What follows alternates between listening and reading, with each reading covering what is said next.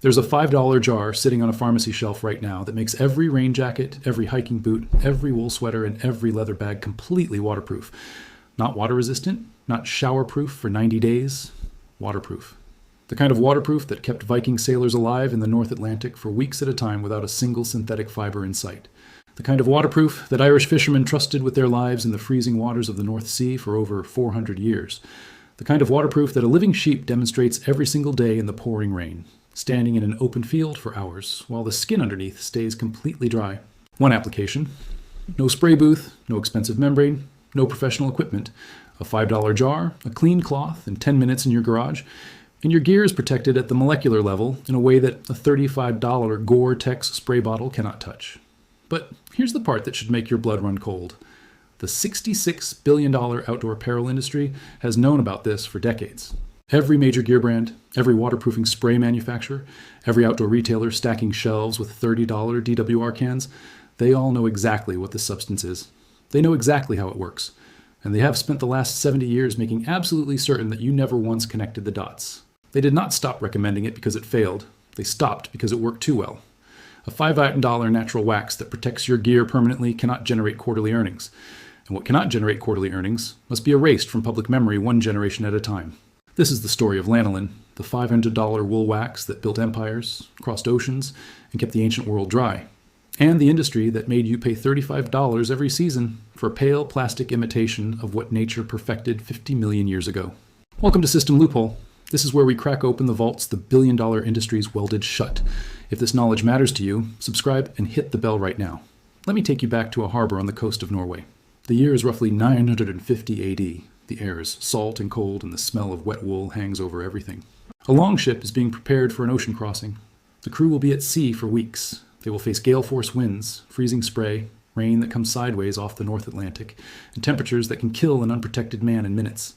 These sailors wear no Gore-Tex, no nylon shell, no DWR-treated membrane. They wear wool, raw, heavy, unwashed wool, and that is the key word: unwashed. Because the Vikings understood something that the modern outdoor industry has spent billions convincing you to forget. Natural wool, wool that has not been stripped of its own oils in an industrial processing plant, is coated from the inside out with a waxy, water-repelling substance secreted by the sheep's own skin. A substance so effective that a sheep can stand in a driving rainstorm for 4 hours, and the wool against its body stays dry. Textile archaeologist Lisa Bender-Jurgensen has documented that Viking wool was specifically selected and processed to retain this natural oil. The outer fibers of their sailing cloaks shed water like a duck's back. Even when the surface was drenched, the inner layers stayed warm, dry, and insulating. Viking wool was not just clothing, it was technology, survival technology. The spacesuit of the 10th century, engineered from the biology of an animal that had been weatherproofing itself for 50 million years. That natural oil has a name, lanolin, and every drop of it was worth more than the wool itself. But the Vikings were not alone in this discovery. Across the British Isles, the fishing communities of Ireland, Scotland, and Cornwall were knitting something called a gansey, a dense, tightly woven wool sweater made from raw, unscoured yarn. Unscoured means the lanolin had not been washed out in a hot industrial bath.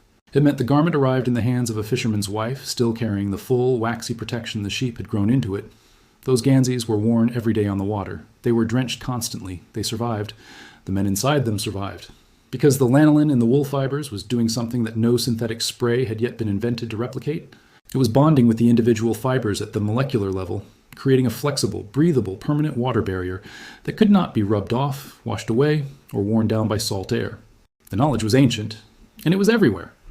Egyptian records from 3,000 years ago describe using wool grease, crude, unrefined lanolin scraped from freshly shorn fleeces, as a skin protectant and weatherproofing agent. The Greek physician Dioscorides included it in his medical encyclopedia, a document that was referenced across the Mediterranean world for over 1,500 years. In the Middle Ages, knights' armorer craftsmen coated iron links and leather straps with thin layers of wool wax to prevent rust and water damage during long campaigns.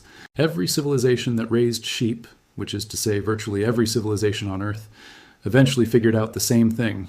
The oil that protects the sheep can protect anything you make from the sheep, and anything you put it on. Then, in 1885, a German chemist named Otto Braun did something that changed lanolin forever. He developed the first industrial process for purifying wool grease into a clean, consistent, odorless product, and gave it a name derived from the Latin, lana, meaning wool, and oleum, meaning oil, lanolin. Suddenly, this ancient substance could be manufactured at scale, refined to pharmaceutical purity, and sold in standardized jars. Doctors used it as a skin ointment. Pharmacists dispensed it for chapped lips and cracked hands. And outdoor workers, soldiers, sailors, and farmers across Europe continued doing what their ancestors had always done. They rubbed it into leather, into canvas, into boots, into tool handles, into everything that needed to stay dry and flexible in the field. The science behind why it works is almost embarrassingly elegant. A single merino sheep produces between 250 and 300 milliliters of recoverable lanolin from each shearing. That lanolin is composed of approximately 97% long-chain waxy esters, a molecular architecture that is unique in nature. These esters are not simply hydrophobic. They do not merely repel water, they are amphiphilic, meaning each molecule has both a water-attracting end and a water-repelling end. When lanolin is applied to a fiber or a leather surface, it does not sit on top like a wax coating waiting to be scraped off.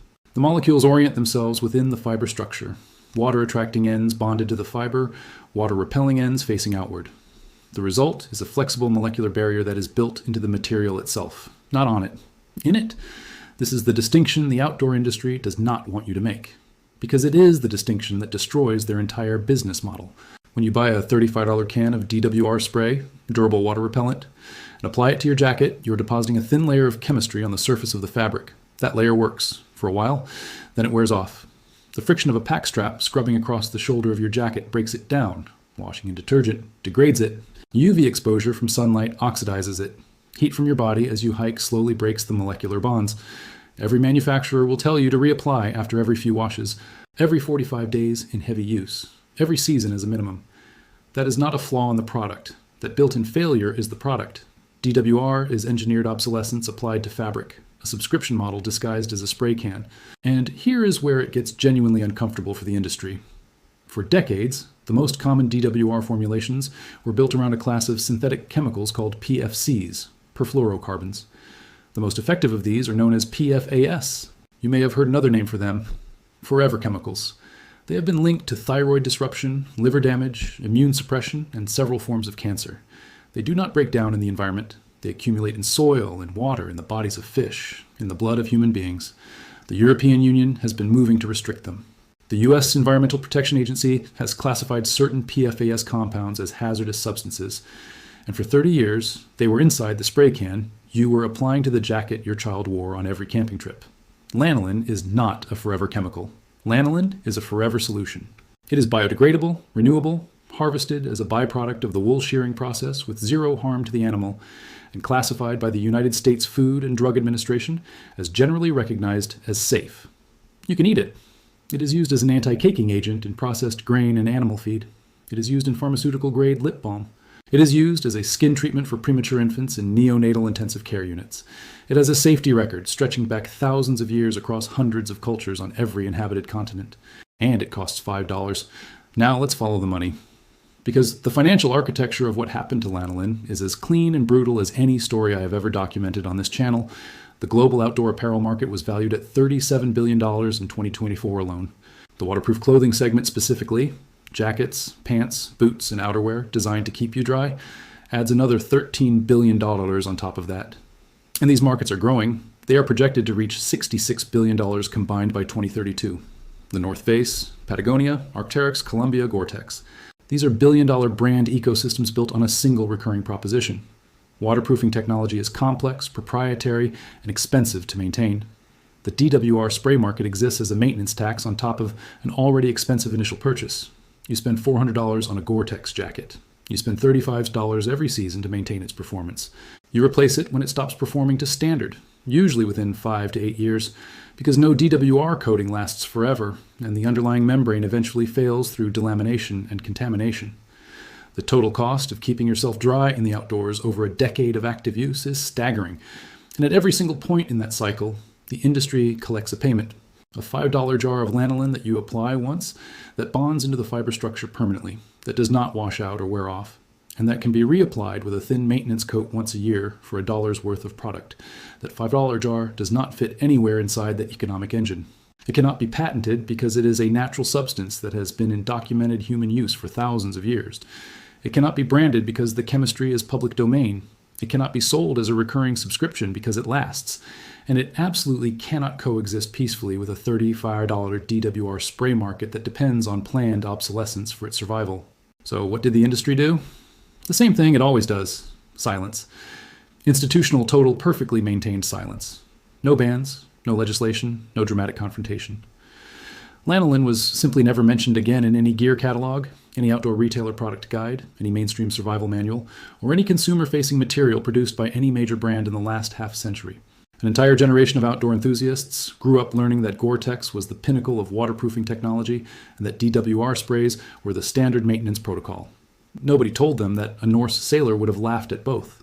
Nobody mentioned that the Irish fishermen who wore ganseys soaked in wool fat in the 1700s were statistically less likely to suffer wet-through hypothermia than a modern hiker in a $400 shell jacket with a fading DWR coating.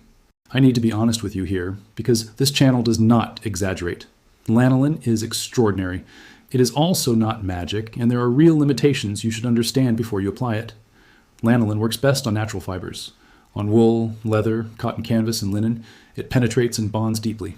On fully synthetic materials like pure nylon or polyester, the penetration is limited to the surface, though it still provides meaningful water repellency as a topical treatment. For a Gore-Tex membrane, lanolin can restore surface repellency when DWR fades, but it cannot repair a delaminated membrane from the inside. And on very light-colored fabrics, pale or white textiles, heavy application can cause slight yellowing. On dark fabrics, outdoor gear, leather, and natural fiber clothing, this is a complete non-issue.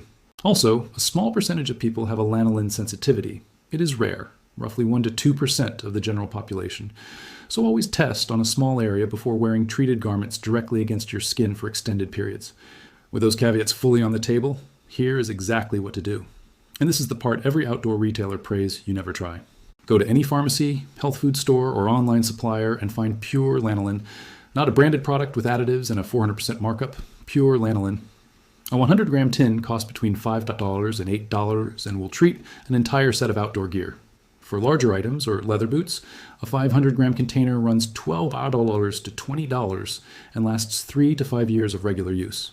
For wool garments, sweaters, base layers, beanies, wool socks, use a warm water soak. Bring a basin of lukewarm water. Melt a level tablespoon of lanolin in a small cup of very hot water and stir until it emulsifies into a milky white liquid. Add this to the basin and mix well. Submerge your clean, damp wool garment and gently move it through the lanolin bath. Do not agitate hard. Let it soak for a minimum of 1 hour. Overnight is even better. Squeeze out gently, never wring, and lay flat to dry. When it comes out and dries, you will feel the difference in your hands. The fibers will carry a slight waxy resilience. Water will bead and roll off the surface. The garment will hold this protection through multiple washes because the lanolin has bonded within the fiber structure, not just coated the surface. For leather boots, and this is the application that will make you never buy a commercial boot treatment again, gently warm the leather by leaving your boots in a warm room for 20 minutes before application. Warm leather has open pores and absorbs lanolin far more effectively than cold, stiff leather. Take a small amount of pure lanolin on a clean cloth, about the size of a marble, and work it into the leather in small circular motions, focusing on the seams, the toe box, the heel counter, and the tongue. Those are the places water finds its way in first. The lanolin will disappear into the leather within minutes. Apply a second coat if the leather looks dry and keeps absorbing. Let the boots cure for at least 4 hours before wearing. The result is leather that is deeply conditioned, flexible, and water-resistant from within, not coated with a surface wax waiting to be scraped off on the first rocky trail. For canvas and cotton outdoor gear, tents, packs, gaiters, hats, warm the fabric slightly with a hairdryer, apply a thin, even coat of softened lanolin with a wide brush or cloth, work it into the weave, and let it cure for 24 hours. The cotton fibers will absorb the lanolin and swell slightly, closing the weave tighter and improving both water resistance and wind protection at the same time. For leather gloves, belts, and straps, the process is identical to boots. For axe handles and wooden tool grips, lanolin conditions the wood, prevents cracking from freeze-thaw cycles, and keeps the grain from drying out and splitting. The same $5 jar is doing the work of 6 different products from 6 different brands. A bushcraft instructor documented his experiment with a 100-year-old wool field coat found in a secondhand market. The coat was dry, brittle, and had lost all natural water resistance. He treated it with a full lanolin bath over 3 days, allowing complete absorption between treatments. After curing, he wore it through 3 consecutive days of autumn rain in the Scottish Highlands while camping without a tent fly. The wool performed. The outer fibers shed water continuously, while the inside of the coat stayed dry throughout. Total cost, under $8 in lanolin. A hiking community in New Zealand tested relanolized merino wool against leading DWR-treated synthetic shell jackets in a controlled rainfall test. The relanolized merino maintained functional water repellency for the entire test duration. Several DWR-treated synthetics began showing wet-through on the shoulders, the highest friction wear zone, within the first 40 minutes. The merino showed none. The cost difference between the two approaches was approximately $395. The lanolin cost $5. That is the calculation the outdoor industry has built a $66 billion empire on preventing you from ever doing. One single merino sheep, standing in a field in the highlands right now, is producing lanolin, the same molecule, the same ester chain architecture, the same amphiphilic geometry that has been protecting living wool since before the first human being ever pressed a fleece between their hands. No patent. No expiration date, no subscription model, no forever chemicals in your child's raincoat, no $35 seasonal maintenance spray, no planned obsolescence engineered into every fiber of every jacket you own, just a $5 jar and the knowledge they spent 7 decades burying. They spent decades making you forget, but chemistry does not forget, and now neither do you. If this vault opened something for you today, subscribe and share this video with every hiker, every camper, every parent buying expensive rain gear for their kids, every overlander replacing waterproofing spray before every season. Every single share puts a $5 solution in the hands of someone still paying $35 for a spray bottle full of chemistry that a sheep already solved for free.